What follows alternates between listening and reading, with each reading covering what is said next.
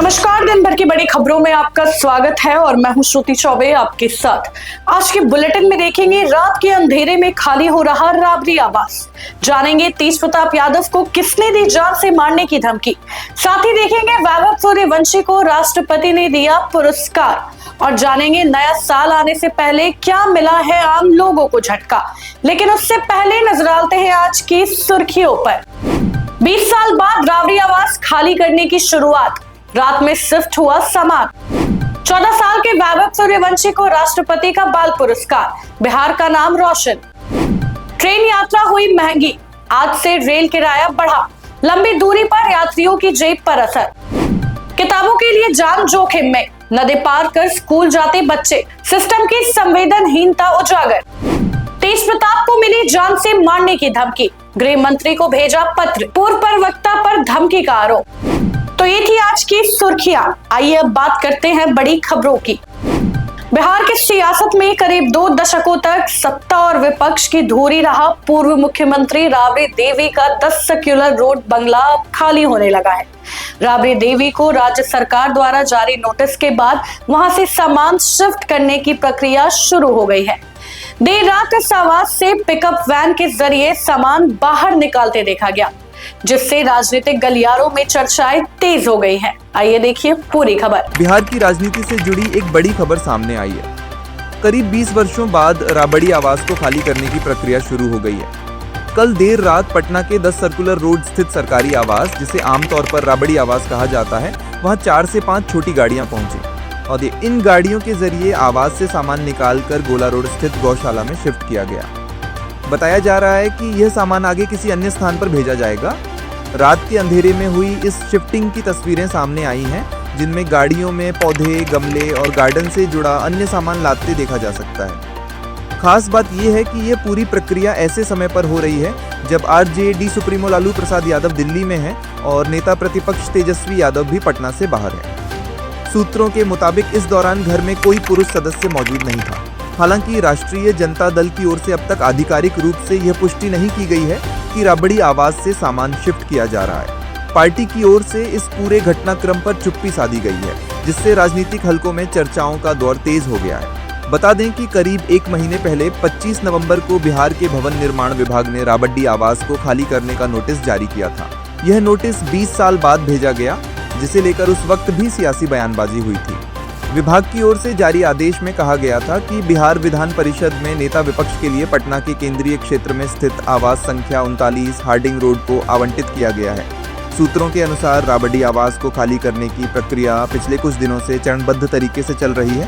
पूरा सामान एक साथ नहीं बल्कि धीरे धीरे अलग अलग स्थानों पर भेजा जा रहा है। बताया जा रहा है कि फर्नीचर, घरेलू सामान और अन्य वस्तुएं महुआ बाग और आर्य समाज रोड स्थित आवासों में ले जाई जा रही हैं।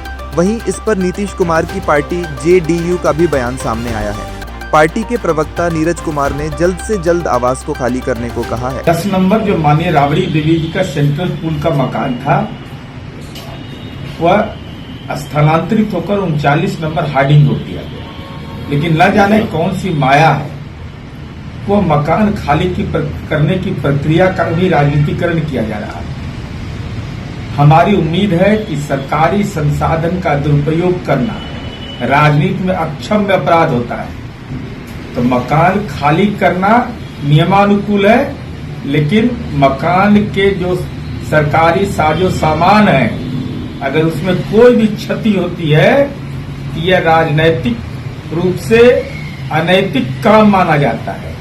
इसलिए हमारी उम्मीद है कि लालू जी, अब आपके पास संपत्ति की श्रृंखला है, मन करे कौटिल्य नगर में रहिए, महुआ बाग में रहिए, पटना में 1-2 मकान है, शेखपुरा में है, जहां मर्जी करे वहां रहिए, लेकिन सरकारी बंगला को खाली करिए, क्योंकि भवन निर्माण विभाग का सक्षम आदेश है। बिहार से एक हैरान करने वाली तस्वीर सामने आई है। सैकड़ों बच्चे जान जोखिम में डालकर नाव से कोसी नदी पार कर पढ़ने जाने को मजबूर है। गांव की आधी आबादी को मध्य विद्यालय नसीब नहीं हुआ, कोसी नदी पार कर जाना पड़ता है स्कूल। आइए देखिए पूरी खबर।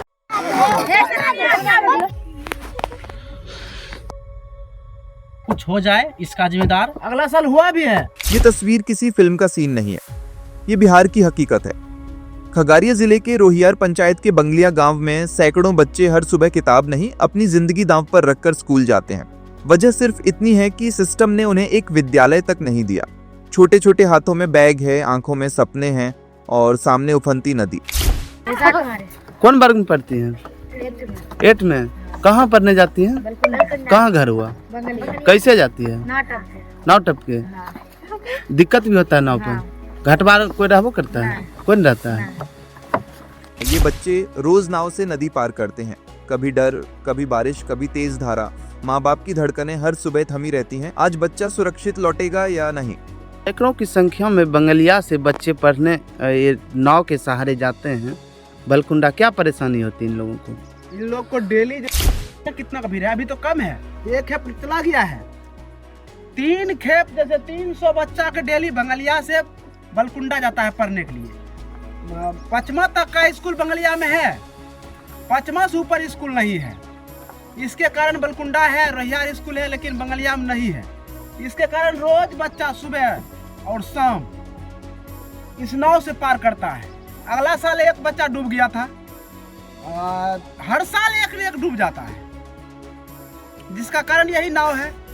बंगलिया में कितना प्राथमिक विद्यालय है? बंगलिया में प्राथमिक विद्यालय 4 है। मध्य विद्यालय एक भी नहीं है? नहीं। क्या मांग करते हैं विभाग से? हम मध्य विद्यालय मांग करते हैं। बंगलिया में जमीन ढेर सारा उपलब्ध है, मध्य विद्यालय बनाया जाए। क्या नाम है आपका? मेरा नाम नकुल कुमार, वार्ड प्रतिनिधि है। सरकार कहती है कि शिक्षा हर बच्चे का अधिकार है, तो सवाल ये है कि क्या शिक्षा का रास्ता मौत से होकर जाएगा? जब गांव में जमीन है, भवन है, प्राथमिक विद्यालय है, तो फिर सालों से मध्य विद्यालय क्यों नहीं? कई हादसे हो चुके हैं। कुछ बच्चों ने स्कूल जाते हुए अपनी जान गंवाई, लेकिन फाइलें आज भी दफ्तरों में धूल खा रही हैं। बंगलिया में 4 प्राथमिक विद्यालय है, एक भी मध्य विद्यालय नहीं है, जिसके कारण ये लोग को परेशानी झेलनी पड़ती है। हम लोग चाहते हैं कि उचित यह जांच करके बंगलिया में एक अस्थायी मध्य विद्यालय होनी चाहिए, ताकि ये लोग परेशानी से बच सके। अभी तो कम पानी है, बाढ़ के समय में कैसे क्या दिक्कत होती है? बाढ़ के समय में बहुत दिक्कत होता है। नाव से जाना आना होता है, रस्सी के सहारे पकड़ के बच्चा खींच के जाते हैं, आते हैं। बाय मिस कहीं खासा कुछ हो जाए, इसका जिम्मेदार अगला साल हुआ भी है। और यह घटना बार बार होती है। पदाधिकारी को इस पर संज्ञान लेना चाहिए और एक मध्य विद्यालय बंगलिया में होना चाहिए, ताकि बच्चों को, माँ बाप को जो उम्मीद है वह उम्मीद बना रहे, बच्चों को कठिनाई नहीं हो और माता पिता भी इसमें रहते हैं। उस पर जाने में दिमाग में भरी रहती है टेंशन कि मेरे बच्चा कैसे जा रहे हैं, कैसे आ रहे हैं। मेरा एक लड़का जाता है, उसको टपकाने के लिए हमको टाइम पे आना पड़ता है, टाइम पर रोज के रोज। ये कहानी सिर्फ बंगलिया गांव की नहीं है, ये सिस्टम की संवेदनहीनता की कहानी है। अगर आज भी सरकार नहीं जागी तो कल ये सवाल सिर्फ प्रशासन से नहीं, हम सबसे पूछा जाएगा। आखिर बच्चों की जान की कीमत क्या इतनी सस्ती है? नया साल आने से पहले आपकी जेब पर एक और झटका। आज से ट्रेन का सफर हुआ महंगा। भारतीय रेलवे ने किराए बढ़ा दिए हैं और ये साल की दूसरी बढ़ोतरी है। बिहार के लोगों पर भी इसका बड़ा असर पड़ेगा। चलिए अब जानते हैं कि पटना से दिल्ली और मुंबई जाने के लिए कितना किराया देना होगा। आज से रेल यात्रियों को जेब थोड़ी और ढीली करनी होगी। भारतीय रेलवे ने यात्रियों के किराए में बढ़ोतरी कर दी है। अब अगर आप 215 किलोमीटर से ज्यादा दूरी की यात्रा कर रहे हैं तो प्रति किलोमीटर 2 पैसे ज्यादा चुकाने होंगे। इस नए नियम के तहत अगर कोई यात्री 1000 किलोमीटर की दूरी तय करता है तो उसे करीब 20 रुपए अतिरिक्त देने होंगे। हालांकि राहत की बात यह है कि जिन यात्रियों ने 26 दिसंबर से पहले टिकट बुक करा लिया है उन्हें बढ़ा हुआ किराया नहीं देना होगा। पुराने टिकट पर कोई अतिरिक्त चार्ज नहीं लगेगा। लेकिन आज या आज के बाद अगर आप ट्रेन या स्टेशन पर टीटीई से टिकट बनवाते हैं तो बढ़ा हुआ किराया ही देना होगा। यह नियम तत्काल प्रभाव से लागू कर दिया गया है। इस किराया बढ़ोतरी का सीधा असर बिहार से दिल्ली, मुंबई, बेंगलुरु, केरल और कोलकाता जाने वाले यात्रियों पर पड़ेगा। पटना से दिल्ली की दूरी करीब 1000 किलोमीटर है। ऐसे में अब दिल्ली जाने पर 20 रुपये ज्यादा देने होंगे। वहीं मुंबई के लिए करीब 34 रुपये, बेंगलुरु के लिए लगभग 54 रुपये और केरल के लिए करीब 55 रुपये अतिरिक्त चुकाने होंगे। अगर पटना से दिल्ली स्लीपर क्लास की बात करें तो किराया 520 रुपये से बढ़कर 540 रुपये हो गया है। थर्ड एसी का किराया 1370 से बढ़कर 1390 रुपये हो गया है। वहीं सेकंड एसी और फर्स्ट एसी के किराए में भी बढ़ोतरी की गई है। पटना से मुंबई जाने वालों के लिए स्लीपर क्लास का किराया अब 764 रुपये होगा, जबकि थर्ड एसी का किराया 1929 रुपये तक पहुंच गया है। पटना से बेंगलुरु जाने पर स्लीपर क्लास का किराया 994 रुपये और थर्ड एसी का किराया 2469 रुपये देना होगा। पटना से हावड़ा जाने वाली ट्रेनों में भी किराया बढ़ा है। हालांकि जनरल कोच और लोकल ट्रेनों के किराए में कोई बढ़ोतरी नहीं की गई है, ताकि कम आय वाले यात्रियों पर अतिरिक्त बोझ न पड़े। इंडियन रेलवेज के मुताबिक यह फैसला बढ़ती ऑपरेशनल कॉस्ट, कर्मचारियों के वेतन, पेंशन और इंफ्रास्ट्रक्चर डेवलपमेंट को ध्यान में रखते हुए लिया गया है। रेलवे का कहना है कि इस बढ़ोतरी से करीब 600 करोड़ रुपए की अतिरिक्त आय होगी, जिसे नई ट्रेनों, ट्रैक विस्तार और स्टेशनों के आधुनिकीकरण में लगाया जाएगा। गौर करने वाली बात यह भी है कि यह इस साल दूसरी बार रेल किराया बढ़ाया गया है। इससे पहले 1 जुलाई को भी किराए में बढ़ोतरी की गई थी। रेलवे का कहना है कि यात्रियों की सुरक्षा और बेहतर सेवा के लिए यह कदम जरूरी था। तो ये थी आज की बड़ी खबरें। आइए अब बाकी की खबरों को देखते हैं फटाफट। बिहार के 14 साल के क्रिकेटर वैभव सूर्यवंशी को राष्ट्रपति द्रौपदी मुर्मू ने प्रधानमंत्री राष्ट्रीय बाल पुरस्कार से सम्मानित किया। राष्ट्रपति ने कहा कि ये सिर्फ शुरुआत है और वैभव को देखकर दूसरे बच्चे भी आगे बढ़ेंगे।